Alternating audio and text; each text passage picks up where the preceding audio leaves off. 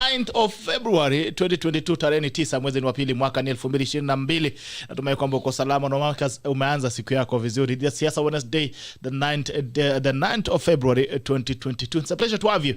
As usual, I request that when you join in, please like. When you like, we get to know that you're watching us. And I would like, please share. When you share, you give someone else an opportunity to wear the broadcast. This is a tackle and it begins now. Leo ni siku ya siasa na WILLIE KAMAU is back. Yes. Na pia tuko na mgeni mwingine anaitwa FELIX MAMBO. Sijui mambo ni gani?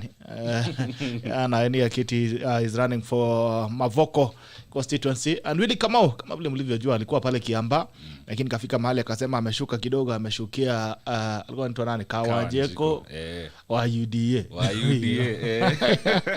Let's get to have you, please, when you join, like when you like, we get to know that you're watching us, and that like, please share. When you share, you give someone else an opportunity to watch the broadcast. Kama kuna maswali pia kwa panel, you can please share it with us so that we can start this conversation together. Please let us know where you're watching us from. Unatazama kutoka wapi? Nimeona Jane Mumbi anasema good morning, bring it on. Haya ndio alio. Kilike Alan, good morning to you sir. Lodenyo Junior, good morning. Joseph Tala, good morning. Ni nambari 1. Nimeona top 10 tayari washaingia pale. Kama kawaida lazima tuende mbele za Mungu tuombe, alafu basi tukirudi tunakuja kuwapa salamu zenu. Sijui kama bado ulikuwa umeenda Sunday school WILLIE KAMAU. Yes, lazima bana, mimi ni mtu wa Mungu. Ulienda Sunday school. Unataka tuombe? Unajua kuomba for the grace. Acha tuombe. Dear Lord, we want to thank you this morning for your goodness and mercy that has carried us through the night and throughout our lives, oh God, to bring us to this day, just to talk politics and shape our nation in the way you would want it to go, Father, because you use human beings to shape the world they live in, oh God. And so we commit today's tackle into your able hands, oh Father, that we are going to reach to the people we need to with the right message, oh Father. And so give us a good time and give Kenyans a good time as they listen and watch. We thank you. Bless Gerald for this for giving us this opportunity and creating such a wonderful platform. We thank you. We honor you. In Jesus' wonderful mighty name we pray and believe. Amen. Ujaambia Mungu anipe tunyamusu. Mungu anipe kitu. Nataka naambia I declare money. You want money? I declare money. May the Lord give you money, receive. But unajua lazima upande nini? Panda kitu. I am fertile ground, so ukipanda Africans have a problem. You know, we want to believe the success is achieved by believing and saying, I receive. Never ever. Speaking in tongues and all these other things. Those are stories. I think it's more that Africans need to be told. But apart from being religious and praying and speaking in tongues and even whatever it is you want to speak with, there's still need for you to walk, to get out and do something. The most assured way to make money or to be successful is work. Work. Let me tell you, someone said that religion is the opium of the masses. Not just the masses, the poor masses. The poor masses. Let me ask you, Gerard. Wewe ushaiona a rich man akienda church akitolewa demons? Si unaonanga tu ni the poor people utolewa demons. Kwani demons inakaanga kwa poor people? Hata nikuja nikagundua kumbe hii story ya kuanguka ni shida na angushanga watu. Kwa nini wale majamaa na kuanga hapo mbele waangukage? Wale wageni wa bishop. Wajaona wasikia tu kwa nyuma, bana wanavunja viti ya plastic. Kwani Holy Spirit inacheza na backbench peke yake? Unaona kama mhesha hapa akienda ona Sunday kutafuta kura kwa church yao si ni mhesh anaambiwa kaa mbele, kaa hapa mbele, na sijaona mheshimiwa akianguka. Hawezi anguka. Wewe ushaikutana na mheshimiwa ameanguka kwa kanisa? Never ever. Ama mgeni wa bishop? Never ever. I think we ought to be spiritual people, not religious people. Yeah, sure. Yeah, because I was reading another article the other day that most spiritual people have a way in being successful because they know how to handle the obstacles, because on your way to success you will meet so many obstacles, and how you maneuver again will depend with how spiritual you are, not how religious you are. And I believe it's time for us Africans to be spiritual people. Yeah, religion imekanyanga watu. Imewafinyia. And I heard, even before I throw it to Felix to give us his thoughts on that, there's someone I heard there's a guy I usually listen to, he's called Apostle Selman. And Selman is one of the preachers that really eats it out as it is. He speaks about things as they're in reality. And there's something that he talked about resources and callings. And they're saying there's no calling where there's no resources. And as he was saying, which I really found very powerful, that there are things that God will never allow you to do because you don't have the capacity to do it. And one of the examples that he's brought is the one who buried Jesus. Jesus had 12 disciples. Yes. He had a family. There's even the time that the brothers and sisters came and they said, "You are not my brothers and sisters. My brothers and sisters are those who are seated here." Yeah. So technically he had a family that he was running. He had 12 disciples. True. But none of them could bury him. The vision of burying Jesus had been given to a man called Joseph of Arimathea. Yes. A man who had resources. Yes. Actually, he had made his own tomb. You don't just make your own grave, but unless you have some tombs. Yes. Poor people fear to die, but rich people plan their death. They plan ahead. True. So, the vision was given to this guy, not to the 12 disciples, because you remember the 12 disciples were busy roaming for all those years. They were roaming around for almost 20 years with this gentleman. So they never really built any enterprise. They never amassed any resources. Yes. So they didn't have the capability, the strength of resources to financial muscles. And he was saying there are things that if God tells you to do, you live and die at night out of shock. Can you imagine umetulia TV mtaani? Ati Mungu anakuambia tukuje ujenge shule ya magorofa. Na unajua una kakitu. Sio kitu inaweza kumaliza. So I think even as we speak about religion, it's important to understand that we must build resources so that you're able to do something. So you can be of help to the kingdom of God. So Africans says money answereth all things. Yes. And in Proverbs, it talks about the wisdom of a poor man. Yes. That was despised. Yes, kabisa. It doesn't matter how wise you are. So I think God somehow desires relationship. He doesn't desire religion. So maybe you just need to build a relationship with God and tell Africans that you need to build a relationship with God. What are your thoughts, Felix, Mama? I agree. And my feeling is kama the 12 disciples wangekuwa sahi, I think wangekuwa wanasiasa because they were roaming. Angekuwa MCA. I think wangekuwa MCA na wangekuwa na zile koti MCAs. And I think that's why unasema poor people. Peter the Rock angekuwa MCA wa Komarok. Ni koti tumebakisha. Alazo una fit. Na Judas angekuwa wapi? Judas angekuwa somewhere in Central because of the money aspect. Angekuwa Gerald amekuwa mtu. And pesa. I agree kwamba poor people of mambo death because they are always on and off. Yes. But umeona currently most of the rich people say wanaangalia mbele, wanasema this is how I want my name to be. Wana plan even their succession. Wanataka wazikwe wapi.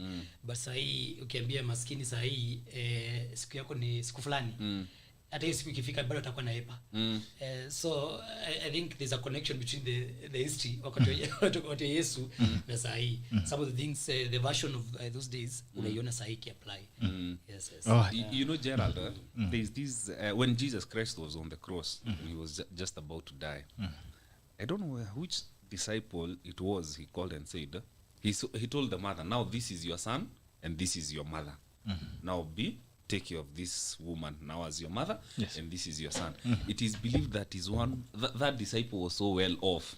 Alikuwa na pesa yake, alikuwa na biashara zake. Alikuwa na kakitu. Alikuwa na kakitu. Alikuwa na biashara, alikuwa apiga chini ya maji. So the word chini ya maji lilianza mapema. Alikuwa na side hustle. In fact, even people like Peter, when Peter was called into ministry, alienda akaficha neti zake. Sema jamaa niambia nimfuate na sijui kesho itakuwaje. So Christ went back. There is one time when he ascended back to heaven. There is one time Peter went back to fishing because now his life had come to a sudden end. Because nimekuwa na wewe, when it was time to pay taxes, you had ways of paying taxes. He would tell one of his disciples, go and cast the net in the ocean. Once you catch a fish, in that fish there is money. Take that money and pay the taxes. So there were miracles of even paying taxes, but now this time around Peter amejipata peke yake. The life that he was used of with Christ was so comfortable. So akasema zile neti nilikuwa nimeficha, wacha nizirudie. And he went back to fishing until he had another encounter with Jesus. And then he fell down, cried, repented, and went back. Sasa kwanza hakutambua hakuwa ameitikia kabisa. Lazima Petero alikuwa njoro. Hakuwa na future clear. ama Willie wakiamba. Nasema hii machine yangu ya welding siwezi angusha hivyo. Hadi jamaa ananiambia nifunge duka. Tuanze kufuatana. No, akasema wacha nifiche hii welding machine. Hata nifiche kitu yangu hapa nikarudi kwa wera. Ndio hali ndio hivyo basi. And I think it's only important that we try and build fortune for ourselves so that we can secure not only ourselves but also ensure that we give our children and the next generations to come a good start to life. And I believe in making it easier for the next generation. We've come in, we found it a bit difficult. Let's try and make it a bit easier for the next generation, people that we're going to hand it over to. Let them have some more a lighter start in life. So give them a good start. That is it, guys, gentlemen. Please, when you join in, like we get to know you watching us. And please share, you give someone else an opportunity to watch the broadcast. Tuambie pia kama wewe ungekuwa disciple wa Yesu, ungekuwa na kasaidaso ama ungecheza tu na rada. Haya, it's a Siasa Wednesday. Na jana the other day, the president came out with his guns blazing in Mombasa. Now it looks like finally he has decided that he's ready for war. Na amesema wakati wetu umefika sasa. Nyinyi mmezunguka. Now we are coming in and we're going to begin in politics. And yesterday his deputy seemed to be answering to him and he has told him, bring it on. Bring this thing on. We are ready for that contest. And he said, you cannot take credit only for the Jubilee. Without me, you could never have been president. And I don't know what's going to be the casualties of all these things.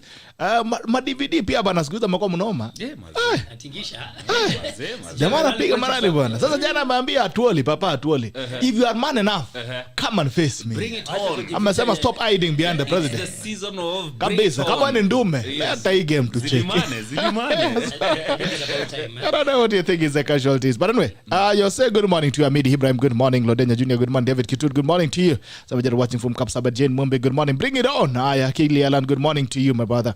Collins Kimtai Kipsat, good morning. My Ben Ina Sante Sana to Ben John Digi Wanaina, long time, my brother.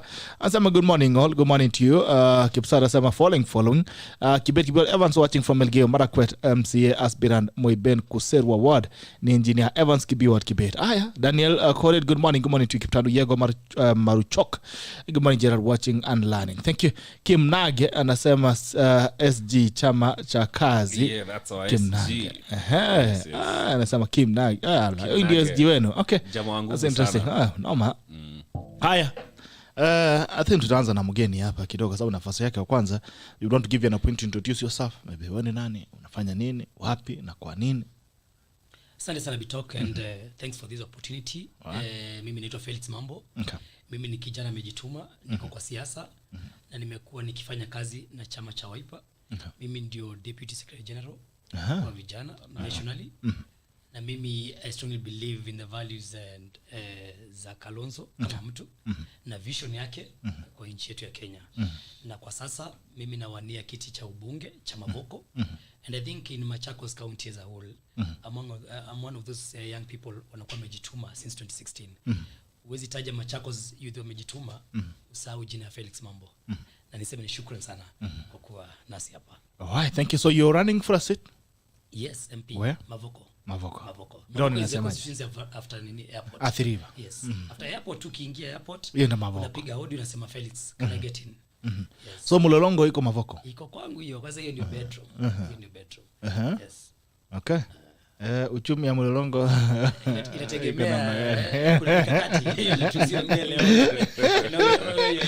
Ndio uchumi ya Mlolongo inaongelewa wakati wa giza. Tutaga jioni. Ulibadilisha? Siku hizi you have seen the light. Madharau sasa tunaita heshima. Tunaita heshima street. Madharau street. Pale kama ni negotiate bei kwa heshima. Kama ni masaa heshima. Sikizi tunapiga kazi kwa mipango. Formalizing industry. Asante. And I also want to just start with you. What do you think is the state of the nation as it is? State of the economy, state of our social fabric, state of our people, our citizens, state of our politics. What do you think is the state of the nation? Worrying. And if I was to sum up, it's worrying. Tumefika sahi ni pata potea. Okay. Ukiangalia politics, unajua politics ndio. Nakaribia microphone yako kiasi, tafadhali. Songa mbele. Ukiangalia na kamera yako ndio hii. So ukiangalia the state of our politics imekuwa compromise sana values na unajua politics ndio set mood even economics. Okay. So ukiangalia mali tumeenda sasa ni mambo ya kuvutana, na kufutana mali imefika saa hii, even tukiangalia mbele, wale wanaangalia in terms of vision where we are heading, is a bit worrying. That's when nilisema, if I was to sum up, ningesema the state of the nation is worrying. Okay. Yes. All right. Willie, what do you think is the state of the nation, sir? You know, Bitok, I rely so much on data as opposed to what people say there. And our GDP has grown, especially in the last 2 years. That's real-time data. And statistically... So data is very convenient. Okay. It depends on who is making the data. No, let's look at the numbers. You know, numbers never lie. The last 2 years, we have been hit by coronavirus, okay? So many businesses have really struggled, not just in Kenya, but worldwide. Okay. But President Uhuru has managed to collect taxation, or other revenues, to a tune of 1.7 trillion, close to 1.7 trillion. That has never happened in the history of this country.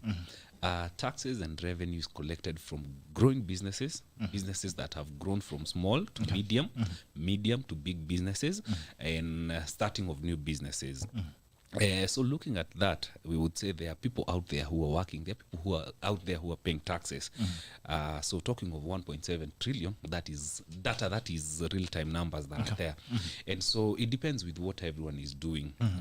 You know, there is a saying, I'm saying that you need to evolve or you're going to sink. If what you are doing was hit hardly by big by coronavirus, there are so many people who evolved. And also looking at our banking status, that it is believed, not believed, it is said that Kenyans have saved the most in the last 2 years. And this is a result of when you know, Kenyans, sisi ni watu wa raha, sisi ni watu wa nyama na pombe. So when coronavirus hit, you remember clubs and leisure businesses were the ones that were greatly affected, and tourism. Yes. So that means Kenyans stopped spending on leisure and started saving that money. Okay. And so if you look at our banks, Kenyans have really saved. If you look at SACCOs and mobile banking also, people have saved a lot of money there. If now we are looking for an atmosphere right now for people to invest that money.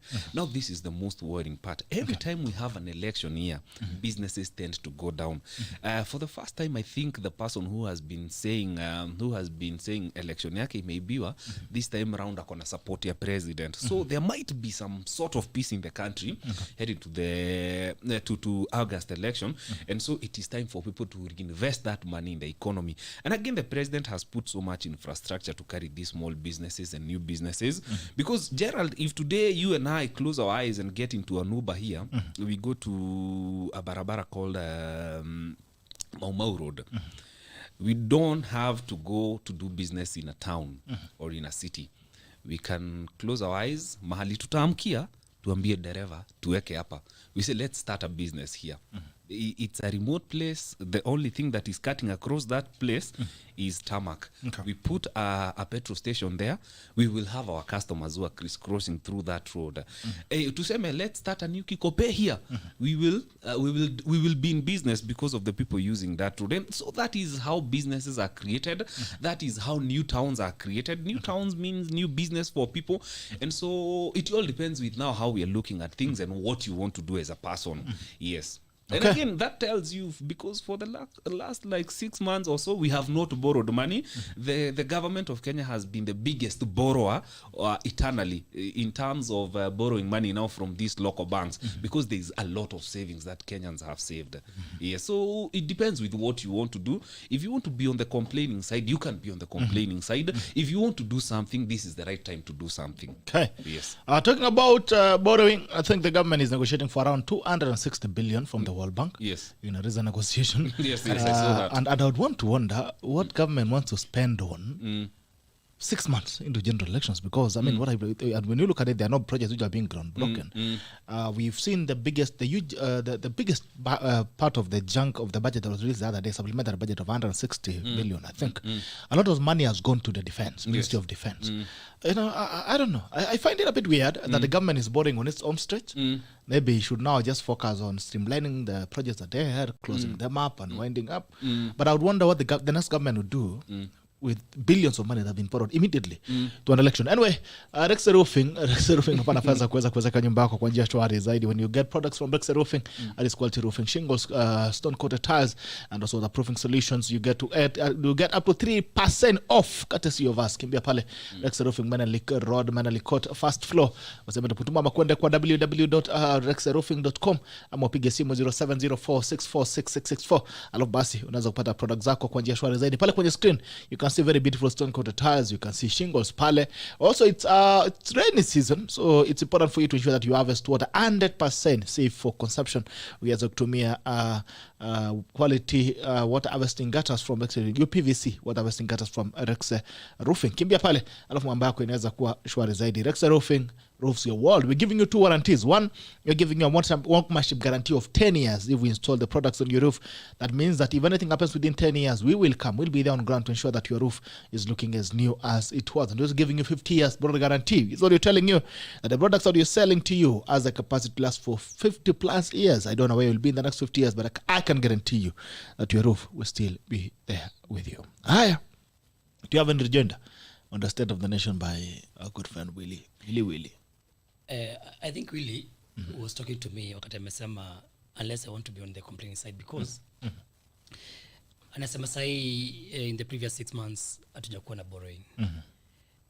What does it make sense wakati 6 months uja make borrowing na unataka kumaliza kama Ronaldo, unataka kuchukua borrowing at more than 200 billion for example. And I think Bitok may put very clear what is that we want to do na imebaki 6 months. We have a budget coming up in June. Yes. Hiyo budget wenye wanafanyisha kazi si wenye wako ndani sahi unless they be re-elected. So what do we expect? Elephant projects. So it's safe to say the next government will take over from madeni, pesa imeibiwa, and to catch up itakuwa another 5 years. So it's safe to say even in the next 5 years we are not safe. And that's why I strongly believe we need a new lot of leadership. Because if we have to connect the previous leadership na hii inakuja, then I think we are starting over from our messes in the previous years. Yes. Okay. All right. And the thing about saving, by the way, do you know saving in the UK is very expensive? Keeping money in the bank. Yes. Or even in European countries, it's very expensive to keep money in the bank. In America, it's cheaper to spend money, and that's when you go there, you find that there's a lot of cash flows. People are always spending money, investing in things and all that. So when we talk about Kenyan saving money, how do we differentiate between saving and holding back? Because there are a point where everyone was very uncertain, and they're not spending their money. Because to grow the economy, people have to spend money. Yes. If you have an economy that people are not spending money, then you don't have an economy. Very true. In short, you have a store. Very true. You know. So where do you draw the line between savings and holding back? And circulation of money. Yes. Just allow me to write of reply from my good friend here, MAMBO. There are projects that are ongoing. Hazijamalizika. We are still on a deficit in our budget. Hatujafika mahali ya kubreak even. We still operate on deficits. Na kuna projects mingi sana hazijaisha. Hii barabara iko hapa Nairobi haijaisha. You see the road I used to come here in the morning where I live, Gerald. I live in Tigoni. With Red Hill. Yeah, that's Red Hill. Hakuna barabara saa hizi haiwekwi lami. Hazijaisha na ni mchina ako huko.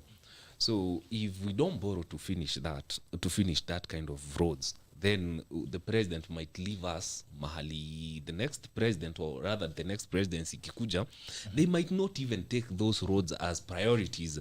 They might put that money into other things. And I will say this without fear of contradiction. The reason this is happening is because the last 4 years campaigns zimechapo Mount Kenya. And if you tell someone from Mount Kenya that the president has not delivered, they will believe the president has not delivered. Yet we have so many infrastructures happening because politicians who are supposed to be the greatest marketers of the president's legacy went on a campaign spree for the last 4 years. That's besides the point. Gerald, it's very important for people to spend money because money is like karma. It operates well where it is used. So if you're holding money in banks, then the government becomes the biggest beneficiary of that money. If you look countries like China, what they do, they thrive most by saving money. Then the governments take that money and gives that money as loans to other people. In fact, I call China the Shylock of the world. They will give loans to other countries as loans. So we need to come up with very good policies that allow people to spend money even when it's not convenient for people to spend money. You see, why we say that we are feeling the heat is because people have stopped spending because of the uncertainties that are surrounding this election year, and so they don't know what is going to come out of this election. But I would tell people to start spending on things they think that can help them in future, because this is the right time. This is the right time even to buy property. Property has become cheaper because no one is spending on property. And so if you have cash flow, if you have liquidity in your bank, spend it on land. Get something, get an asset that buys you something that gives you an extra coin. And if we have members of parliament with good heads right now, Bitok, they need to pass bylaws very fast that allows things like assets to be cheaper right now, so that people are spending on these assets. The other day I had an install of DSTV come in my house. It was not working. And so he was asking me, when is the last time you paid for this DSTV? And I realized I only paid for DSTV when my son is complaining that he's getting bored. But if we have people telling people to spend on things like DSTV internet right now, which are not very important for people, those are luxuries in life, but people are not spending. But if we have now people spending on such items right now, then we can create some cash flow in the economy. Because when there is cash flow, whatever you do, you're able to get money, or you're able to sell your product. But the biggest problem right now is that we have so much money lying in the bank, but people don't know what to do with that money. If people are able now to spend this money on assets that can generate income, then we can start heading somewhere. And the government can help people by making sure that assets like someone who will buy a vehicle, a Pro Box for business.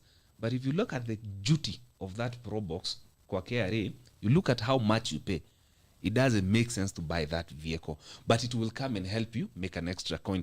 So if we have good MPs with good heads right now, such things are supposed to ziangushwe nini duty, so that now we allow people to spend this money and come and do business, and again make sure that these roads that are being implemented by the president from everywhere are put in proper use. Because the only way to turn around this economy is to make sure that these roads and these infrastructures have become a beehive of economic activities, deliveries, people doing produce and taking them to the market. That is the only way we are going to make sure that there is cash flow. But otherwise, if we continue holding this money in the bank, then people will not feel the heat of a good economy as much as we are doing all these infrastructures. We need to turn them into beehive of economic activities. And that is a big question even for the next presidency.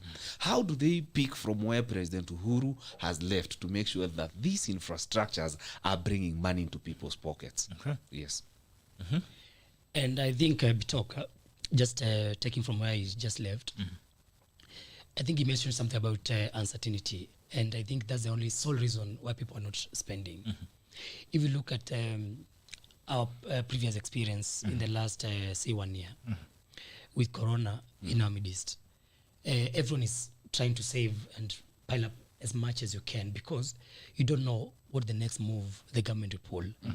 And if you look at, even personally, if you are maybe willing to share, I don't think at your capacity now, you've even risked to invest in anything which would take up your money and put in a risky venture. Yes. And this is the sole reason.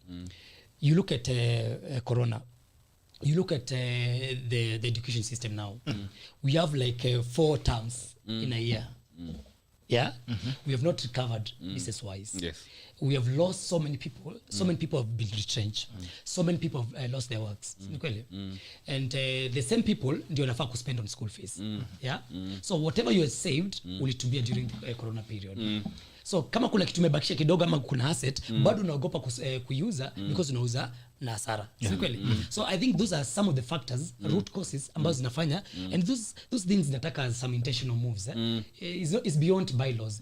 Is a good gesture, is a good, inataka tu president wako na goodwill. Inataka wanasiasa wako na goodwill, because I think if we don't come for the rescue of Kenyans, we may end up having pesa imewekwa kwa bank si ni kweli na tuende kwa season ya siasa na watu bado wataki kuspend 2 days ago nilipatana na Waindi nikawaambia naomba kiti MP wakaniambia before we speak are we safe uko na hoteli within my ward wakaniambia before we talk anything are we safe do we need to invest more what could be the outcome of the election so kila mtu anaogopa mpaka wananiambia sahi we have like 65 rooms in our hotel tulikuwa tuna hiyo floor nyingine tunataka kuchukua but now we can't because if we do that na biashara iende chini we may end up even losing our human resource melo na wakienda hawa pia tuna risk pia in case we come to recover kupata the same people with the same capabilities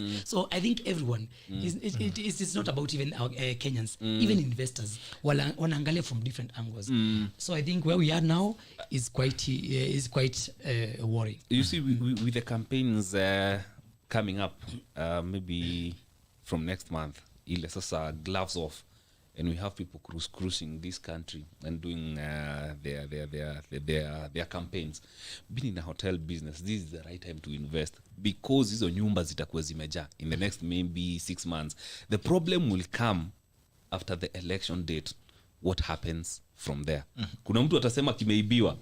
But this Kiumane. But this next 6 months to August, I think anybody can invest right now. Yes. Alright. Okay. See, sasa sijui unatuambia unasikiaje mahali upo. I don't know wewe unasikia numbers. Yes. William amesema numbers don't lie. Yes. What are numbers? Unasikia number pale kwa ground. What's your feeling on the state of the economy, state of our social fabric yes. and communities and state as well of our politics mahali upo. What is the state? What do you think? Do you agree with this gentleman? Yes. Do you agree with Willie that everything is all okay? We are doing well? No, either do you agree with Felix Mambo that things are not good? Pick a side. All right. Imesemekana kazi zifanywe juu ya magari. And looks like the president finally decided to come out and is coming out. I think he's spoiling for a fight. Yes. And he's spoken his mind. Yeah. I don't know what you guys make of this. I think that is coming from somewhere. Okay. You see, the president is after his legacy, which I believe William Ruto, his deputy, has not really marketed as it's supposed to have, as he is supposed to have done in the last 4 years. Because you see, where I come from, we say "Gemisiu makana musie." You know when a child is doing something good, there is those, we call them relations. They come from where you're born, okay? And so the last 4 years we have seen, we have been in a campaign mood in Mount Kenya, okay? Not about Kenya alone. Like I'm talking about William Ruto, the deputy president to the president. The last 4 years, he has more than 80% of his campaigns have been in Mount Kenya. For a reason, by the way, I would say, and I will tell you why that was a brilliant move from William Ruto, which again might have been a very dangerous move for him. Today, people from Mount Kenya, most of the people from Mount Kenya are in support of a William Ruto presidency because they want to punish the president. As far as we are concerned, you have done nothing in Mount Kenya. And you see, William Ruto has not said that. But the cahoots around William Ruto in Mount Kenya, that has been the message for the last 4 years. And so these are MPs that are giving government bursary, using government's road that have been built by the president. And when they tell you the president has done nothing, you tend to believe them. That's the power of politics. Anyone who denies the power of politics in Kenya is such a crazy event, such that Gerald Bitok, if a politician tells you this show does not exist, you're likely to believe a politician and you're the host of this show. That's the power of politics in this country. And so the president feels, from where I'm seated now as an analyst, not as a sycophant or person who is taking side, that William Ruto has not given me what he's packed in our presidency. He has failed to market me and my legacy, because I want to believe when you become a president, that is getting to the top of the pyramid of life. You do not want want anything else but a good name. You want to be remembered. 200 years from now, it shall be said the fourth president of this country was Uhuru Kenyatta Muigai. And then we will go, what did he achieve? And in most cases, historians write what they hear out there. And so, like when Kibaki was in power, when he was the president in the last, in his second year, that's when he did so much for this country. But you see where I come from again, Mount Kenya, there's a song. We removed albums through our artist to insult Kibaki, saying there's nothing you have done, you go home, you're the worst decision we made. But after he left, today we all agree even here that Kibaki is one of the best presidents. Because when a legacy is being written, it is not necessarily when you are seated in office, it is when you leave.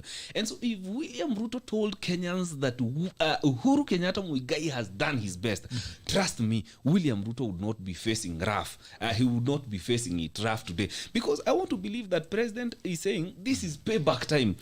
I want you to feel the pinch of wanting something so bad, yet it's been denied to you by the people who can help you do that. Because if William Ruto, his deputy, gave the president the marketing he needed for his legacy, then maybe perhaps today the president would not have a beef, because it's a clear beef between the president and his deputy. He's saying, I am going to make it extremely hard for you to be the next president. And so it's a battle of legacy and William Ruto wanting to be the next president. Having said that, Bitok, I would say, then would we say that William Ruto was supposed to sit and work for the president or work for the presidency, waiting to be endorsed by President Uhuru? Who knows? But I want to believe that if William Ruto gave the president his legacy, his marketing, then things would be different today. Because I want to believe that politics are about to get really heated up, and you cannot undermine a sitting president. And he might give Ruto a run for his money. Yes, but again, if William Ruto is able to maintain his momentum and his campaign graph trajectory, which has been up since the day he started campaigning, if he's able to maintain that, then it's going to be a very fair election. It might be a 50-50 win, or it might be maybe 60-40. Because as at now, I would say the other day I saw some polls that were done that were saying that William Ruto is at 56, Raila is at 40. So that tells you there is a cost worry. William Ruto's popularity was at 80 as of last year. Today it's going down. He needs to ask himself what is really happening. Okay. Yes. All right. But also, when talking about the campaigns, don't you think the president as well is being hypocritical? Remember, towards 2013, he started his campaigns in 2011. The Nakuru endorsement that was done at Afra Stadium was done in April 2011, I think. Almost 2 years, the general election.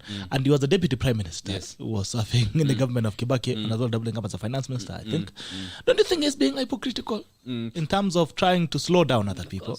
I think the more things change, the more they remain the same. But William Ruto was a step ahead because the president had made some promises to William Ruto when he got elected. Yangu kumi, yako kumi. There was that, and that. But why is he upset now that this guy has been campaigning? Because the president feels you guy.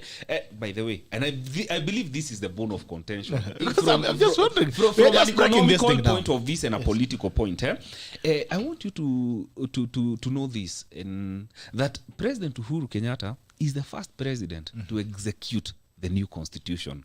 Okay. When we passed it in 2010. It had to wait for 3 years until the next president took over to execute it. And so the biggest budget ya Kibaki, when he was almost leaving power, was around maybe 900 billion to 1 trillion. And so when President Uhuru Kenyatta took over with the new constitution, that became his recurring expenditure. No money to development, just salaries and money to the counties. Nothing left to the county government. And so I keep wondering, what would they have done different? Okay, considering the fact that the first 5 years were Trizex years. How do we maneuver? And I want to believe that when William Ruto saw it was hard to run the country without borrowing money, he saw an opportunity to distance himself with the mess that was going to be created in this country.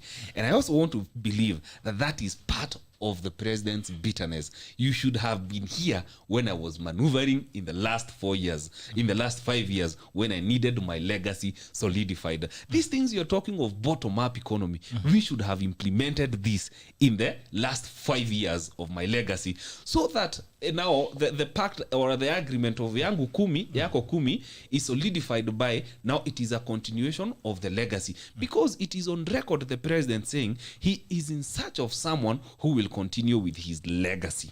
Okay, and so if William Ruto was there to go through the headache of running the nation together with the president, and that's why he was so bitter saying kazi haifanyangwi kwa juu ya magari, is because he feels that the deputy president for the last 4 years amekuwa juu ya magari, angekuwa kwa ofisi tukikuliwa kichwa on how to run this economy and how to help me leave a good legacy. And I believe that is where now the bitterness is coming from. You should have been here with me in the office trying to help me leave a legacy. And so the president would have been justified to say it's a continuation of legacy with yangu kumi, yako kumi. Okay. Bitok, I think from where you sit now, you know where Willie is standing. No. Where am I standing? I'm sister. Hapo kwa roof. Siasa haifanywi kwa magari. Na mimi bado sijasahau kura ya Uhuru aliniomba kwa gari juu. Alisema kazi si siasa. Alituombea kwa magari. So sijui anaongea kuhusu gari gani. Those are two things, kazi na siasa. No. If you remember well, in 2017, ile siasa walipiga kubwa ilikuwa ya magari. Vile walipimba magari, wakaenda Kasarani. So bado niko stuck kwa gari. Na bado Bitok niko stuck kwa zile tai na shati za white. So bado sielewi what happened. But I want to agree with you. Yes. And bado niseme historians write from what they hear. And that's why I think I've voted 3 times now. 2007, 2013, 2017. So I'm going to vote for the 4th time. For the 4th time. And in 2007 bado sikuwa nimeona ile kazi Kibaki amefanya until after 2 years nikaanza kuona vile zinaandikwa, nikaanza kurelate. Yes. And niseme pia I think Uhuru as a person has done a lot in terms of infrastructure, the big four kidogo ameguza. Universal healthcare. But bado sielewi kwa nini Ruto wants to steal the show at this moment, because I was listening to some video I think a day ago, akisema you cannot deny me the credit of the works we've been able to do together. Yes. But nilisikiza mpaka mwisho hakuna mahali alisema the failures pia wa Kenya wana feel like we are failed. Yes. We need to share, we need to have a share. Yes. And I think what you mentioned about hypocrisy, I think from where I stand, and I don't support either because I'm a true soldier of Kalonzo Musyoka. Yes. I think from where I stand, they are both hypocritical. And taking from where Uhuru from his speech a few days ago, alisema yangu nilikuwa nafanya kazi na mlisema wakati siasa ikifika tutapiga siasa. And I think now he's trying to gear up for politics. Yeah. But I think it's not timely because also for Ruto is deputy president. Where have you been? The TVS umekuwa ukimention the big four umekuwa ukisema umefail kama serikali, and you think given an opportunity as a deputy now ukue president, there's a lot you can do. Yes. So but I'm still struggling to see what is that you can do. Yeah.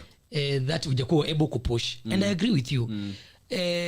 For DP ni kama bibi yangu.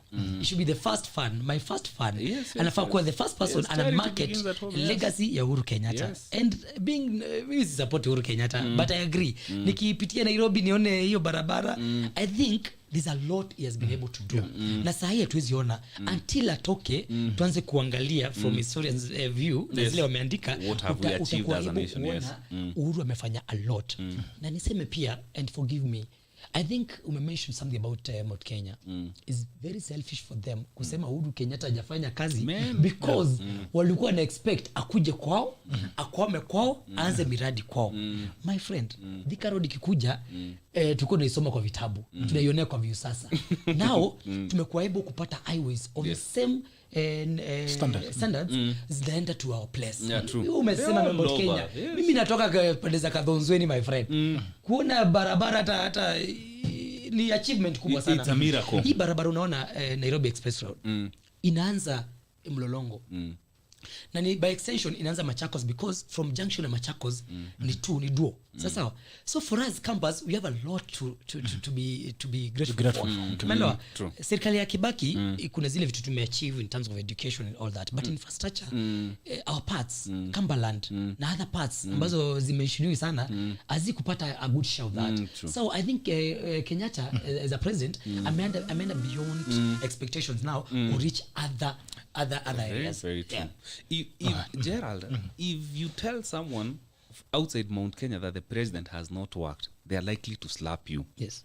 It is only us people from Mount Kenya who are complaining, and we are complaining not by default but by design, because in Mount Kenya it has been the playing ground of politics for the last 4 years. Okay, we have seen tremendous work. In fact, it is believed that the president has invested more than 600 billion in Mount Kenya alone the last 4 years, because it is good to be remembered of what you did for the people who put you in power.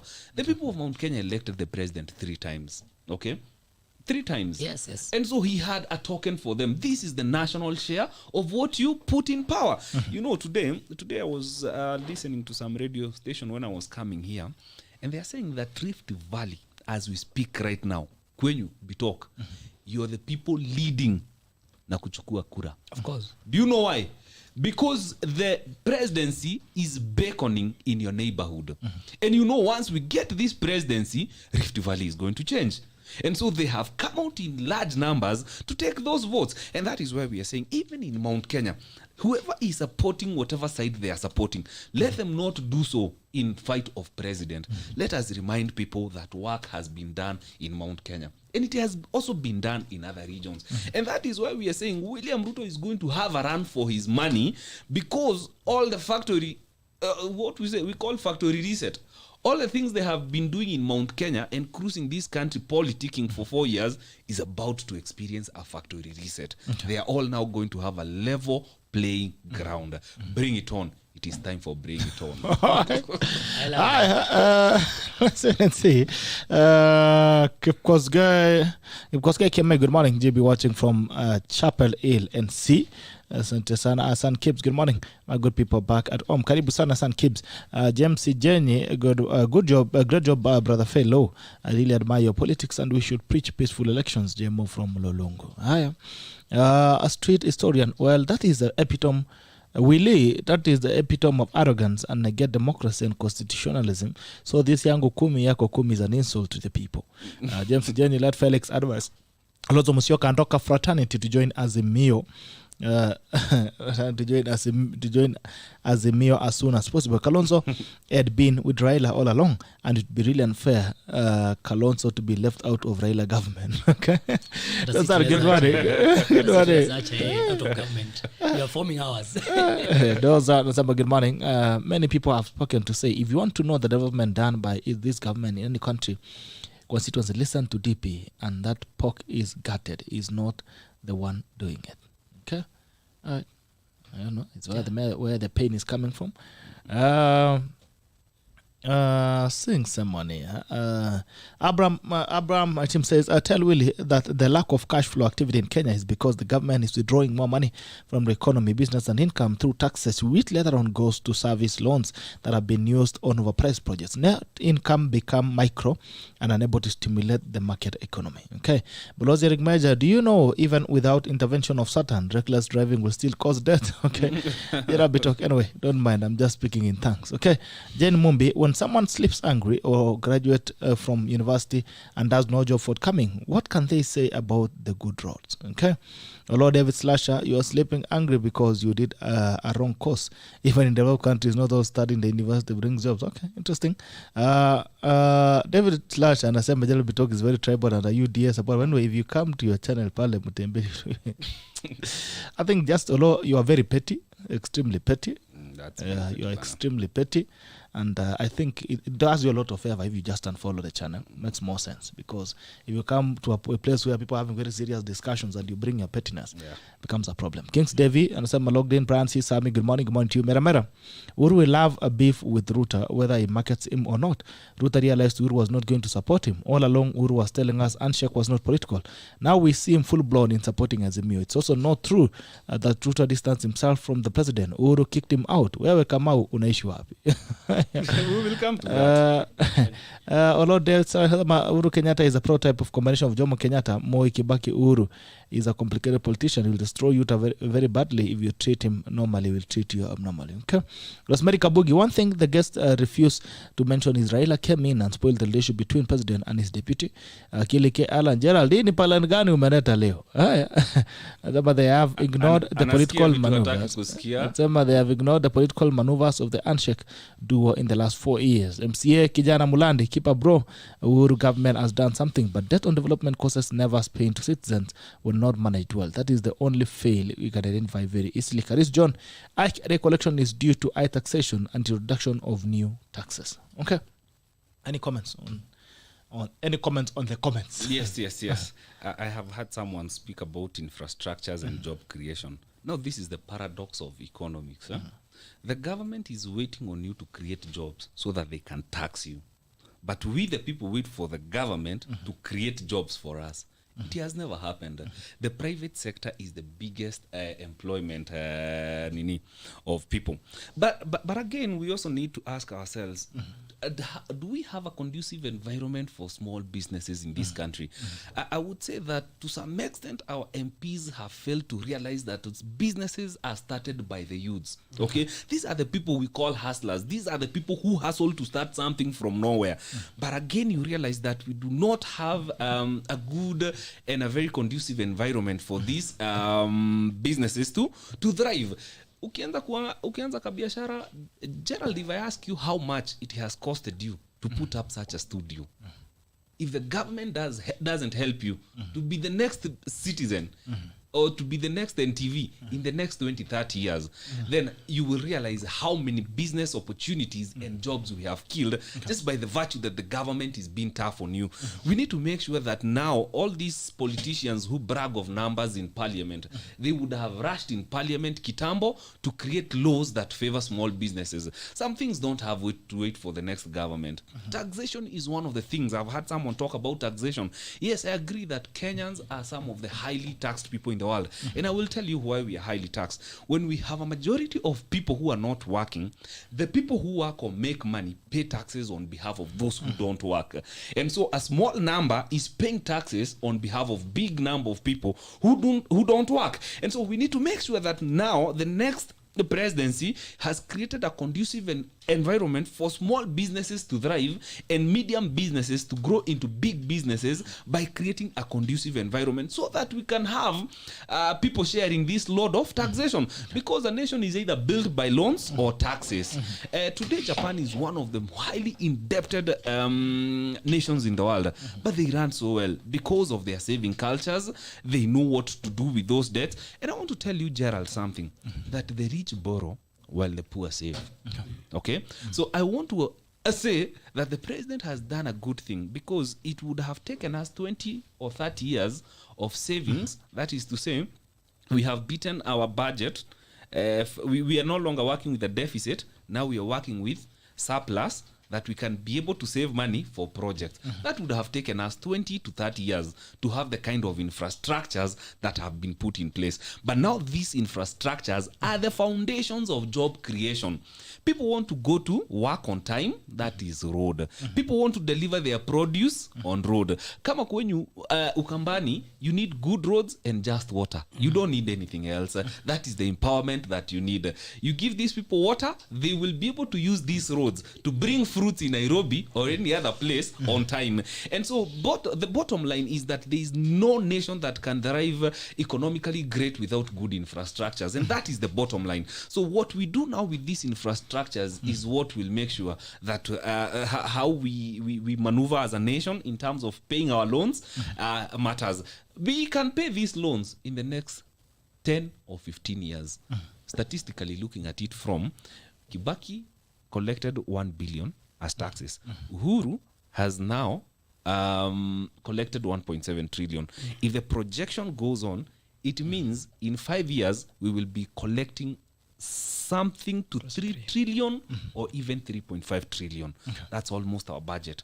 And then from there, we will have surplus to even pay loans and now start developing. Now, that's how I choose to look at economy. It is good to borrow. While we talk about the collections and the trillions, what is a human happiness index in the country? How happy are we?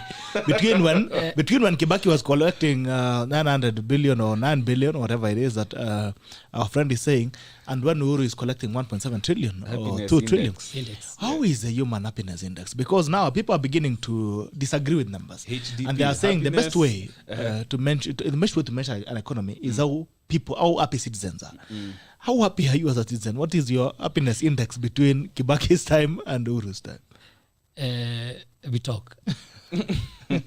Because I think Willie is contradicting himself here, because he is saying you're either borrowing or taxing. But now you're happy that taxes are up. You have been listening to a lot of wazungus, bana. And I think, Gerard, I find it funny, but before I go there, I'm not a guru in economics. But I don't know why Willie is finding it comfortable to remind me that I come from Kathonsweni. That's the only place you can get fruits. But I thank the president and his government for really putting up a lot of infrastructure into a part of his legacy. Because those are some of our supporting kind of businesses that we do to support our local economy from where I come from. And now from Kathonsweni connection to the highway, we've been able to get good roads. So it's very easy for a farmer in Kathonsweni to connect to Makindu, then to Nairobi. You can have your pickup, which you can get one through a loan. You mentioned something about loans and taxes. But again, someone mentioned something about Uhuru Raila relationship and how the impact in terms of our economy. And I don't know why most of our people, Kenyans, feel that Raila came to push out Ruto. If anything, and just being honest, is Raila who has stimulated the kind of I would say security to be able now to put up and see all those infrastructures and be able to see the legacy Uhuru is trying to leave behind. And in terms of happiness index, that's why I laughed, because during Kibaki time, you say we were able to collect 1 billion. It's something we were able to see. Almost 1 trillion. Yeah, 1 trillion. We are able to see it getting plowed to our economy. But now, currently, we are able to get 1 point something trillion. But it's going to the few, I don't know, is the vital few, going to their pockets. Because if you ask something very critical, where is the 1 trillion going in terms of 1.7 trillion? Where is it going in terms of our infrastructure? Where is it going in terms of our TVETs? I'll say it's only in my... I don't know about your constituency. And now that you have a young MP, I don't know how he's able to articulate to push for such things. In my constituency, we don't have even a single TVET. Our young people will be able maybe to invest skills and capabilities and have those startups, because you said it's only those companies they are owned by young people, and that's why you take me hustlers, you take me back to BBI, and I think BBI had a lot of good things for young people. So if you don't have TVETs to instill such kind of capabilities, how on earth will you be able to put up a company unless unataka kuanzisha company ya kutengeneza glue? Umeelewa? And you need to have a survey of kampuni ya glue ni kampuni pia ama kamisi, which is overtaken by times. Naona zimerudi but by the time watu wanaanza kuembrace, itamaanisha vijana wetu they are investing in the wrong businesses. Umeelewa? So we need to kamisi itarudi bana, heshimu kamisi. Kama bell bottom ilirudi. Uliona bell bottom ilirudi kama kamisi kwako saa hii itakuwa kesi ya mwaka. Umeelewa? So by the time kamisi inaingia kwa market vizuri, inamaanisha someone there's a lot. So talking about startups and young people, I think there's a lot of investment, and kama tungekuwa able kusema 1 trillion inaokotwa, pull like 20% iende kwa startups into stimulation za vijana, you tungekuwa na give them basic skills, in terms of happiness index 0.1 happiness index 0.1. There's another question for you here from Dozana. Some on a scale of 1 to 10, how do you rate this regime on infrastructural development and rule of law? On a scale of 0 to 10. Tofautisha weka Okay, infrastructure that was development. Haya, fanya mara mbili. On a scale of 10, tuanze na infrastructure. You go first. You go first. On infrastructure, I would say 6. 6 out of 10. Yes, but on rule of law, struggling to. Unapologetically. On infrastructure, I would give them a comfortable 7. Okay. Rule of law, I would give them a 2. You see, we are ready from the same script. Yeah. I think Uhuru has been one of those presidents who was really. But again, history is going to reward the president together with his deputy. They were the first president. It was the first presidency to be annulled by a court. This is Africa, and they went back to the people, and I recommend them for that. Where the rain started beating us is still a question for another day. But they had started on a very good note, because that was a very good gesture. Yes, because Gerald, if it were you or me, trust me, atungerudi kwa uwanja kutafuta kura tena. We would have done everything humanly possible to prove that we won that election. Okay, all right. So I want to give you as well the same question. I want to throw you the same question from Dozar. Yes. He's asking, on a scale of 0 to 10 on infrastructure, what do you give Jubilee government? And also on a scale of 0 to 10 on the rule of law, what do you give? I want to hear what the audience have to say. What scale do you give Jubilee government on a scale of 10? 0 to 10 on infrastructure, 7. And also on a scale of 0 to 10 a comfortable on, 7. Rule of law. A comfortable 7. I will not want to give my vote. I'll be the returning officer. No, I'll be the returning officer. I'm the returning officer. I said 6. I'm the returning officer. Haya, sawa. I'm waiting to hear from you as well. Bunga la mwenye nchini kwa wazi, nambari ni 0779-800-010. Bunga la mwenye nchini kwa wazi, nambari ni 0779-800-010. Unaweza piga simu pia kuweza kuchangia kwenye mazungumzo ya leo. Ndio so asking you on a scale of 0 to 10. What do you give Jubilee government on infrastructure? Those are 0 to 10. What do you give Jubilee on the rule of law? 0779-800-010. Haya, MCA Kijana Mulande anasema, Honorable Mambo, I need to see you. We pick where we left. You have talked of businesses doing well in Kenya, and that advice should be shared to young people, okay? Mera Felix again, where do you live? As soon as Anshe came in, we saw the likes of Orengo and all ODM brigades disparaging the DP, insults asking him to resign ATZ. So yes, he was pushed out. And it appears that you guys think Kenyans or DP supporters didn't see what happened. It makes no sense to lip peddling these untruths, okay? I'm saying MCA Kijana Sama 7 out of 10 on infrastructure. Okay, on the rule of law, what vote do you give to Jubilee government? What scale do you give it? Abbas Njuguna, some Kenyans, majority, are more miserable today, despite the country being the 6th richest in Africa. Only legends would understand this. All right. Good morning. Your call will be recorded. All right. Good morning from Kansas. Hello. Hello. Yes, how are you? Sasa Gerard. Salama sana boss. Mambo vipi? Habari ya asubuhi. Salama. Hello. Sasa. Habari, jamaa umewaleta kwa studio wako panel iko salama sana. Ndio? So me iko na 3 or 4 contributions to this guy. Okay. So about government, Jubilee government ilijaribu on infrastructure. Walijaribu kwa hapo, you know. But as an upright man, mtu mwenye ana reason, you guys know that Uhuru Kenyatta alisukuma deputy president in a systematic way outside of the government. Unajua mtu mwenye ana reason and realize like that thing was designed so nicely. Siwezi sema like I support the deputy president or whatever. Those people were in the joint Jubilee coalition ticket. So they will take the good credit and they will take the bad credit. Enye walifanya mzuri, president will take it and the deputy. Enye walifanya mbaya, president and deputy will take it. Wasikuje saa ku rebrand it na waone ni kama mbona wanatuambia mazuri, mbona watuambii mabaya, unaona? Which that's the thing, it doesn't make sense to a country like Kenya. Okay. Let's talk about the reality. Tuseme ukweli, hii tulifanya mzuri na hapa tulikosa. Okay. Na turekebisha hapa, unaona?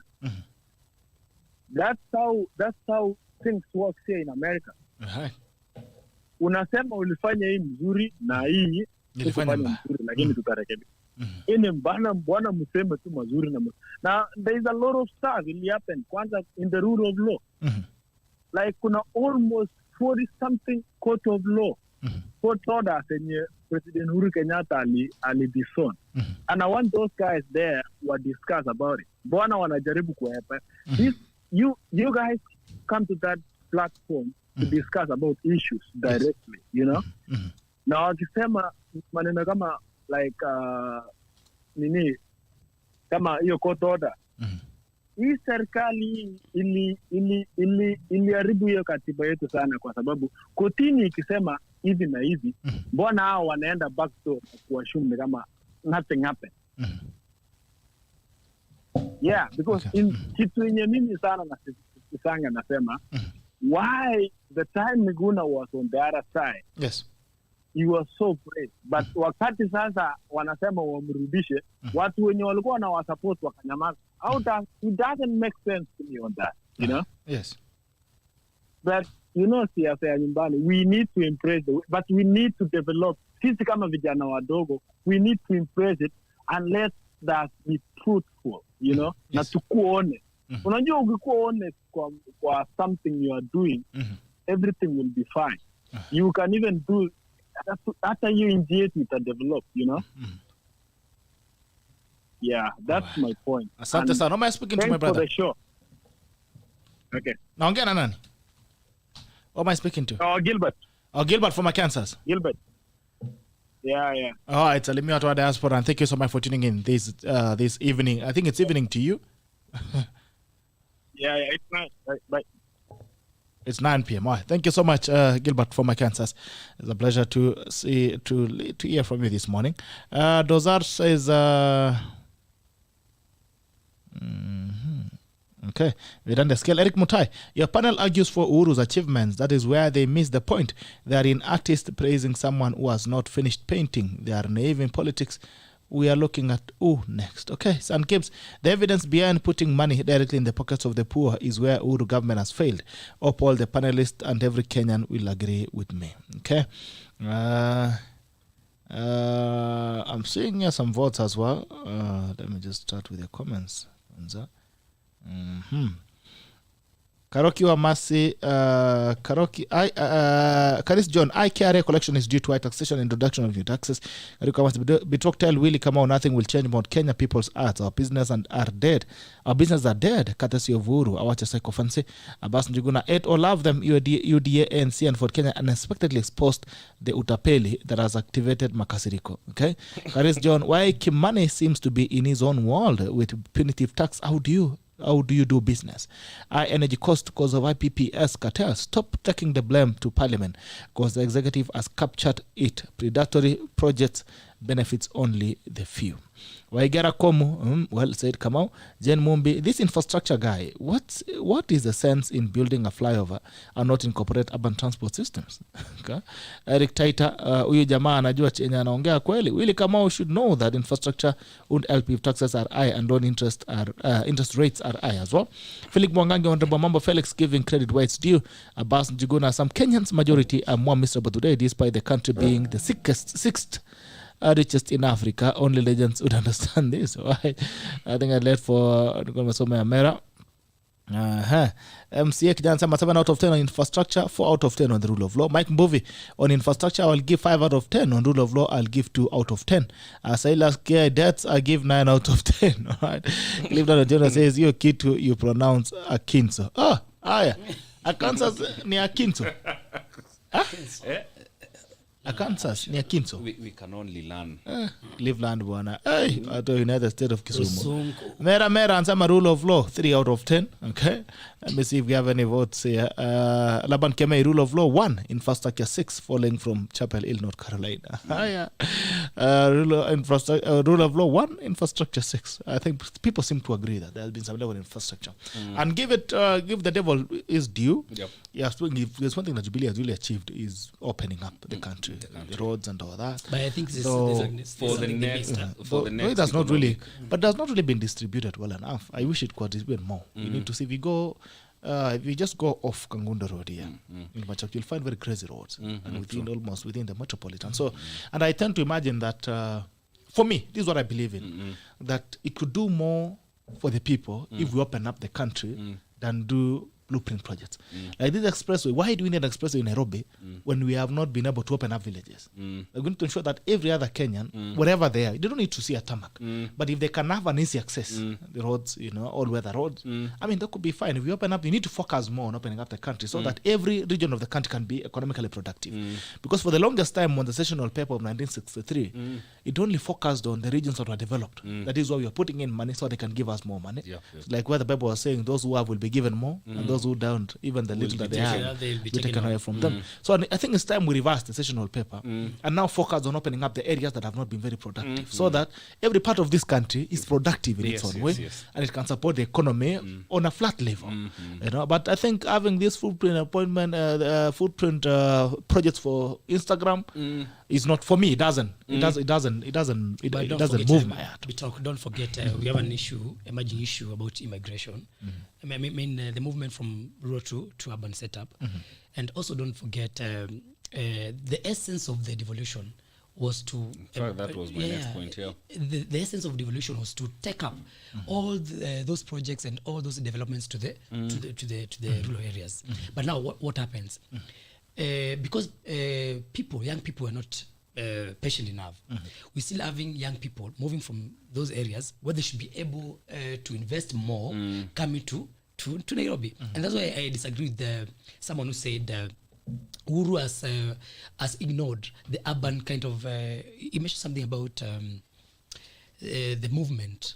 Because you have the metro, like you have done the expressway, but you've not done metro linkages. Because, well, where are you coming from so that you can join the expressway? But we have the projects which are being set along Thika Road. The BRT. The BRT. But the BRT has never moved now. The implementation has not even. So I'm not aware of the progress, but I think because I was in Dar es Salaam talking about BRT. I was in Dar es Salaam, and it's very interesting. And I had I experienced it. I had a privilege to experience the metro planning in Dar es Salaam. And if you go there, you'll be mesmerized. It's very difficult to see traffic jams in Dar es Salaam. We have the BRT system that on a journey that you can take close to an hour. What you are complaining about it's shocking that you can leave your house at 5:30 a.m. and a few kilometers you get there by 8. I mean, it doesn't make sense. So a journey that probably will take you an hour in Dar es Salaam, using the BRT, a maximum of 20 minutes. 15-20 minutes. And I found it so interesting because and they're expanding it off because I was even saying now it's getting into, because there's the other side of Dar es Salaam that's major residential where a lot of people live, because Mombasa, Dar es Salaam has more of a plan like Mombasa. You find that there's a city, then there's a residential not very far from each other. You go to maybe places like Tudor, you go to Nyali, surrounded by where people live. And I saw they were expanding into those areas. And you find that the movement I saw, it's so amazing, it's so seamless. And I tend to understand the pain that she's painting here. Because, yes, we've talked about expressway, which is under 30 kilometers. From Westlands to Shokimau. But have you developed our metro system that links to this? Actually, we should be talking about the challenges because this was a very brilliant idea. And I remember from the times of Kidero, he always went to benchmark, and it's an idea which has been always being he went always on a tour. Always the pictures for accounting purposes. I don't think where we sit now, we should be talking about what are the challenges, because the planning is there, the idea was there. Is it about goodwill of the current government? Because there's no sense having the express road. I agree. The express road ferrying everyone from Sukimau just to go and get stuck there. You're rushing to go and get stuck from Sukimau and to dump them in the city center. Ferry them from Tigoni where you stay. All of them you meet at city center. But now you can move around because the system is it cannot can't handle that yes, weight. yeah, Yes. yeah. So I think it's a mess we need to. Yeah, so I think we also need to move to that. Even now we've talked about the gains. I think maybe in the interest of balance, what have been the failures of this government? What are the challenges, the failures and the shortcomings of this administration, even as it adds to its home stretch? Actually, that's a challenge for me. I think you really opened my address in that. Bitok, there is the evolution and there is the national government. Now, the problem with even the presidential candidates who have been and will be, they campaign as if they are the epitome of our salvation. They don't talk about the duties of a governor. Oh, Jehovah. They don't talk about the MPs. They tell us we are the solution. And so we, the people, look up to them as gods. If today, where I come from, Kiambu, I know there are things that the governor thereof has done and there are things he has not done. And so I am, in most cases, you know where I come from, we say, the river takes a break from the lightest point. I will teach you these things. Now, that is to say, Bitok, there are the things that the president has achieved. First, for his own legacy. And I heard someone says that we are praising the president. No, we are not the sycophants of the president. What we are saying is that the president has done quite well to prepare this nation for the next economic revolution. Because the next big thing in this country is about economy. It is not about politics. It is who is going to put money in the pockets of Kenyans. And so if we did not have proper infrastructures, even the next president would have done the same what President Uhuru has done, because there is what carries the next. You know, I remember there is one time in Kibaki's time, the UN threatened to remove this UN office because they were saying there were people, there were dignitaries who were taking 5 hours kutoka airport kufika kwa jam. 5 hours is a flight from Nairobi to Dubai. So it is easier for you to go have a meeting in Dubai than utoke airport ufike wapi? Gigiri. And so what Kibaki did the next day, walianza kutengeneza barabara. Okay? You know, in the levels of economy, they are the big boys. They look at the investment on time.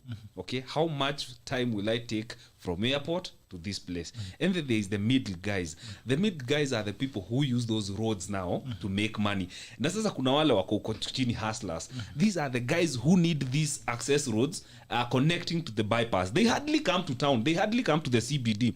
They make their livelihood huko mashinani, huko chini. So they will need the MCA more. They will need the governor more to do so much for them to make extra money. What have these governors been doing to make sure that there is money rotating, or rather in the pockets of Kenyans? And so I want to distance myself by anybody calling me a sycophant of the government. It's only that I am saying that the president has done good enough to prepare this nation for the next economic liberation, because that is what entails the next move of a nation. And so anybody who is coming to do politics with our lives right now, tutamweka mahali they need to be put. Tell us how you're going to put money. The issue of taxation, we are highly taxed because of the number of unemployment. If we have so many people who are employed, supposing we say 70% of Kenyans are employed between 35 and 60, then we distribute that access, that taxation bracket. Kila mtu analipa kidogo kidogo.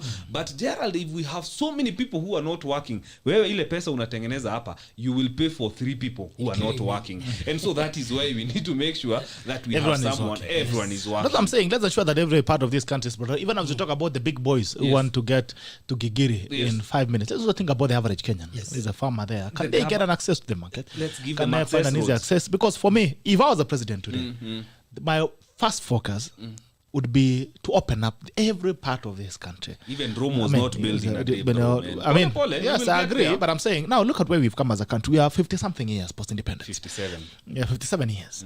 And now we have never really moved off from the sessional paper of 63. I've had my friend here talking about that people are moving from the rural areas to the metropolitans. And I tend to disagree with you, because now you're realizing that populations are moving out of the cities. If you go to satellite towns right now, investments have been put there. You find that that's where life is moving. If you go to Eldoret today, it's a buzz of an activity. And my thing would be, as we devolve the government, let's also devolve development, so that it goes down to where because now when we gain independence, most of the people that came to Nairobi were coming to work as clerks in industries. They were coming to get employed. And so we said, let's move resources to these people so that we can facilitate the economy. We build from there. Because there's a network already, there's resources there, this and that. Let's forget about the farmers at first. But now I think it's time we move, because now there's no jobs are going to come to Nairobi. We need to get all these people out of Nairobi now. If you want to congest the slums, you get rid of the slums and all that. Create opportunities outside Nairobi. People naturally will move there because people come here for opportunities. So if we open up every part of it, if we open up Katonzweni where he's talking about, and to ensure that someone can grow up in Katonzweni and say, I'm going to settle here and do business, and they know they're going to build a life. I don't have any business in Nairobi. If I could comfortably make a life in Eldoret, by the way, what the hell would I be doing here? Because even looking at it now, I go to Eldoret almost twice a week. I'll be going today afternoon, I'll be back tomorrow evening, I'll be going on Saturday, be back. I mean, if I was able to do things there, then I can move my economy there and grow it there, and my high taxes I'll be productive there and make money from there. So I think that's what we need to do. There's another thing that there's someone who has mentioned something about Concert City, and some of the lessons that I picked, because I really had some deep conversations in Tanzania with people there, normal wananchi, and if there's something that I find very powerful, is a continuity of a dream.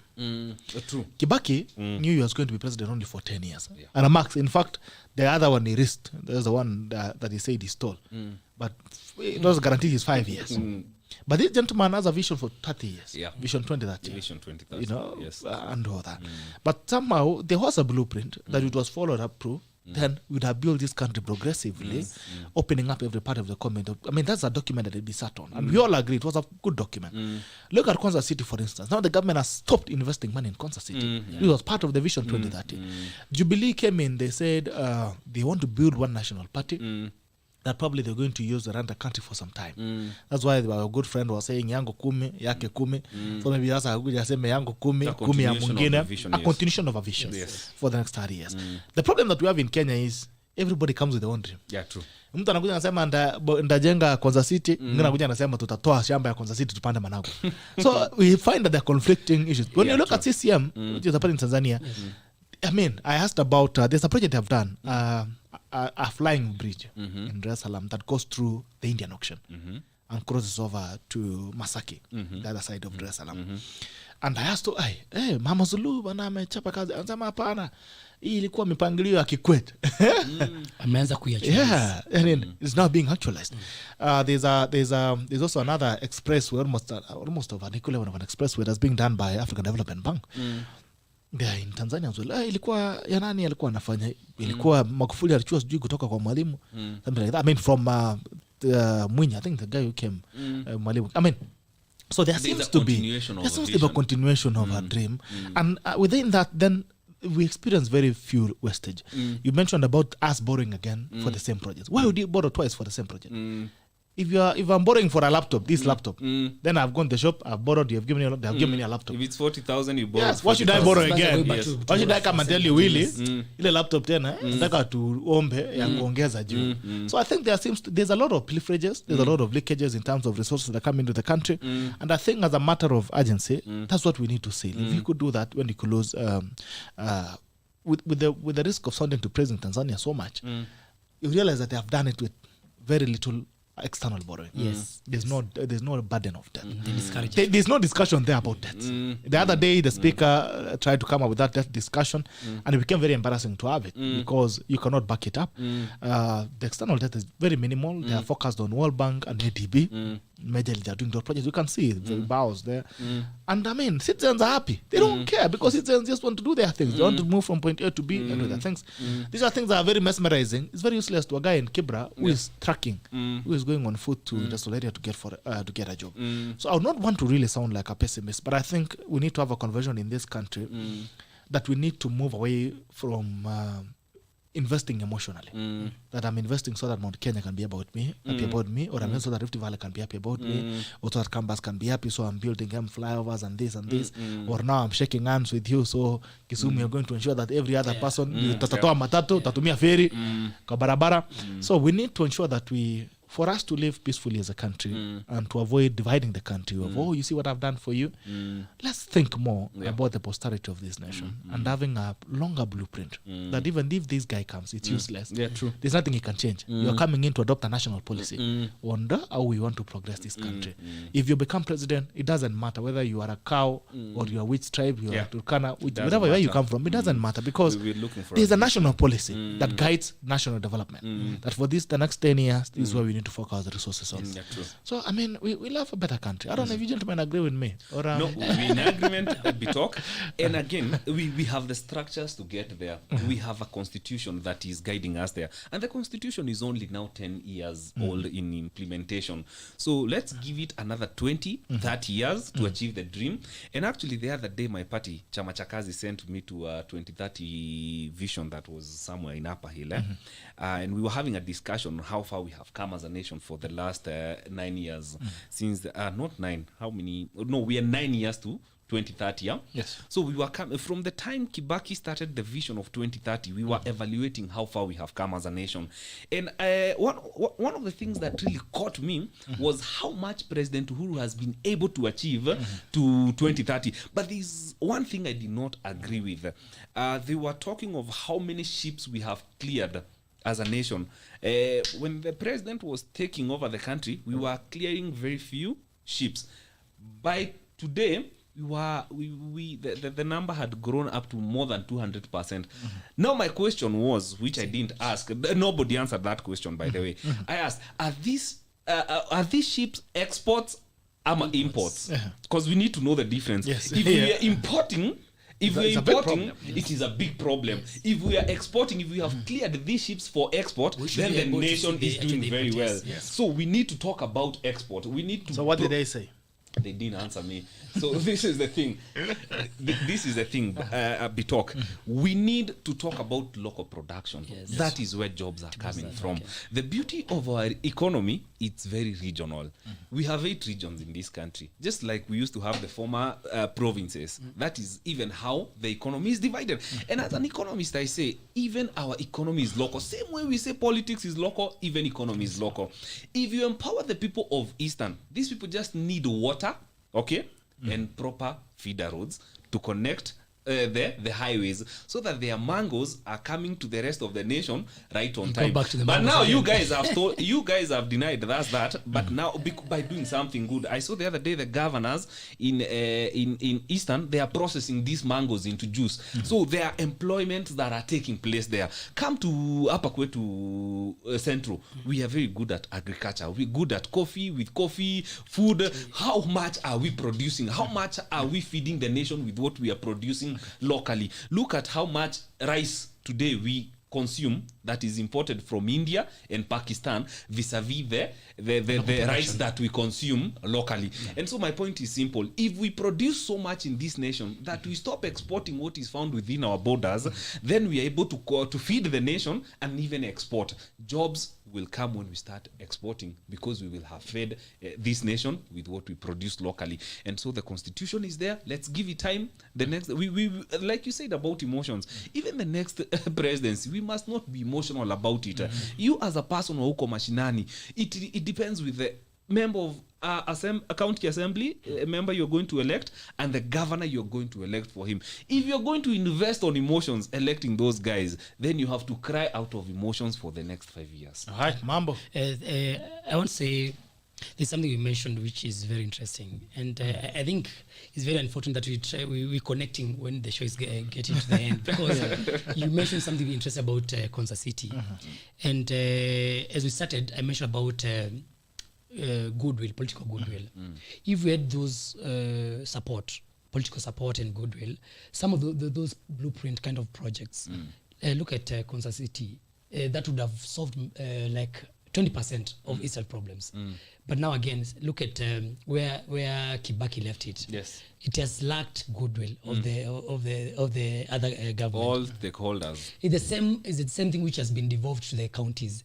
The governors now who are outgoing now, they are leaving elephant projects. Some of them, the incoming governors, will not want to take part in the same projects. In my constituency, we have a hospital project worth close to $1 billion, which was initiated like more than 10 years ago. Yeah, but now no one has interest in the same. We have issues with Medicare. We have issues with land, where to invest, even where to put up projects for hospitals. But we have a big project which has nothing, and it just lacks political goodwill. So I'm saying if we had political goodwill, some of these problems would be solved instant. Yeah. Okay. All right, guys, as we wind up, 2 questions. Uhuru's endorsement on Raila Odinga, will it bear fruit? Should we write it off, or it carry some weight? And secondly, the degree requirements on member of parliament to run. Is it fair on the right to leadership? I would say mali tumefika kama Kenya sahi, Wakenya waachiliwe, wajichagulie viongozi wao. Uhuru amalize yake in a polite way, amalize yake akanyage kubwa kubwa. Wacha watu say they are very alert about the kind of leadership they want. About the degrees, I agree. Mali tumefika sahi for MPs, we really need MPs wenye wanaweza articulate, wanaweza pass laws ambazo ziko na intent za mwananchi. Na laws is a product of vitu kama research. Huwezi kuja kufanya research na wewe ni brokenge, mtu ajui masomo inafika wapi. Unaelewa? So I think for Uhuru, maliza kanyaga kubwa kubwa. Kuna watu kama Kalonzo, sisi hatutaki endorsement. Sisi tunataka kukanyaga kwa ground. Tumeamua round hii. Yes, tumeamua. Tumesikia Kalonzo amesema tunaenda mpaka kwa debe. Na hizi amwende Azimio. My friend, tumechoka kubeba nini bana. Tumebeba Umebeba baba sana. Umebeba baba sana. So hata saa hii na Kalonzo acha kwambie there's something interesting. Jana alikuwa angalia K24. There's something Mali alisema which is very interesting. Kama mtu ni wa kubebwa, kama we must have Raila in our equation, lazima kuwe nyuma yetu. Otherwise alisema by saa 4 Ruto atakuwa amemkaranga, amekuwa soft food. So kama Raila anataka kutembea nje vizuri na sisi, akuje nyuma Kalonzo, and I agree with you. Me, I'm not good in economics, but I think Kalonzo akona solutions even for economics za hii Kenya. So Uhuru akanya kubwa kubwa aachie viongozi. So will it have an impact? Akifanya akiendorse baba, inategemea na amesema anatoka ndao kufanya baba siasa. And you will prove me wrong. Na utakuwa na namba yangu utanipigia. Itakuwa moto. Uhuru itabidi ifike mahali anyamaze akimbie. Yes. Otherwise kuna watu wanaweza endorse iko na weight. Lakini kuna wengine wanaweza beba mahali imefika sasa wa Kenya wako rada mbaya. Yes. Really. You know, the bottom line is let the people decide. Yes. That's the democracy of our nation. That's the backbone of our elections. Let the people decide. At the end of the day, it is the people who will have their way, not what someone wants. But again, it will have implications on do not undermine a sitting president who has decided to go do something that his predecessors, or rather Kibaki, you see Kibaki didn't point people towards the direction that they were going to take. But this time around, the president is very categorical and he's open that he's supporting Raila. And again, in politics, we say the more things change, the more they remain the same. So I don't know why is it that Raila is the common denominator in the last 2 presidents, last term. Kibaki found himself in Raila found himself in Kibaki's government in his last term. And same way, Raila has found himself in Uhuru's government in their last term. So let's see how things are going to play. But I also feel how William Ruto carried himself the last 4 years on how he based his campaigns. That is a very big determination of how it's going to play out. But again, do not underestimate William Ruto again, because he really has the people, and William Ruto and the president has the system. He has the people. Satin said it is not the people. Let me not even say it on air. But anyway, the other question was degree requirement. You see, that's a very weighty matter and a very tricky again. I look at someone like Oscar Sudi. I find him as one of the best MPs in terms of management of resources. In fact, highly ranked in terms of a manager of the CDF and other government money that goes through the member of parliament. And he does not have a degree. I would say again that let the people decide who they want. Because again, we say garbage garbage in, garbage out. Let the people decide. Let people choose their poison well. So again, there are talents. Not the degree doesn't qualify you to be a talented leader. You might do away with a talented leader who is not educated. You It's know, not a Albert- reflection of leadership. Yes. Albert said that if you judge a fish by its ability to climb a tree, you will think that fish is foolish. It was in the wrong environment. Some people are born leaders. Others will get leadership through school. So at the end of the day, let the people decide. Yes, I Okay. think that's the backbone of Let the people decide. Let the people decide. All right, okay. The people decide.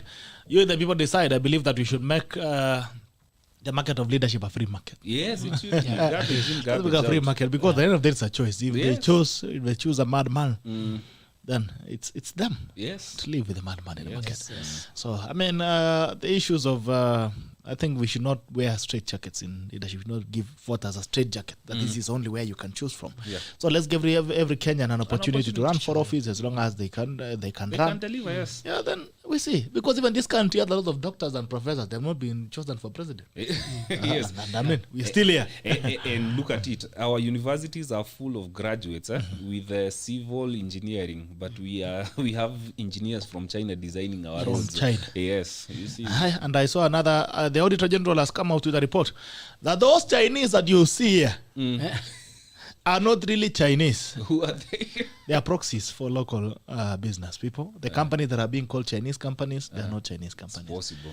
They are proxies for local companies. So while you've been paying your money to international companies, quote in quote, clearly, then the money has been local. I'm shocked. It's from the government auditor, ma? Yes. I'm shocked. Saying the company that we say Chinese, they're just proxies Okay. being held for So local Chinese walienda kuwekwa kwa You know, container this is the wakaletwa. most sad bit. No, anima- that wajanja government wa is Kenya. the biggest business.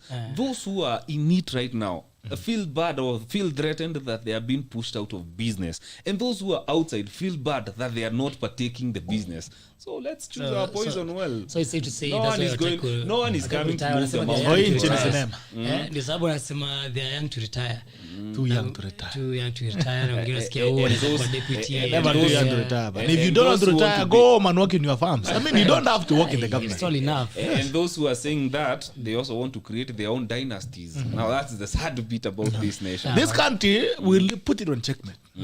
We need to That's start where at we it. are We put it on headed. checkmate. Yeah, it's a You've done game your of time, chess. go Yes, home. yes. And that's why I think we need Maliza yako, enda incorporate nyumbani. the energy of the young people. Yeah. Informed and bold. Yes. I think I love your theme. It's now that in your area of specialization, kazi yako ni kupea vijana civic education. True. What they should stand for. Na sisi wale wameingia kwa siasa, Yeah, this is a we very know the good values platform. and what we need to get into the field. So we need to stand up as young people and do what is right. Yes. Okay. Asanteni sana. Let's keep this country moving.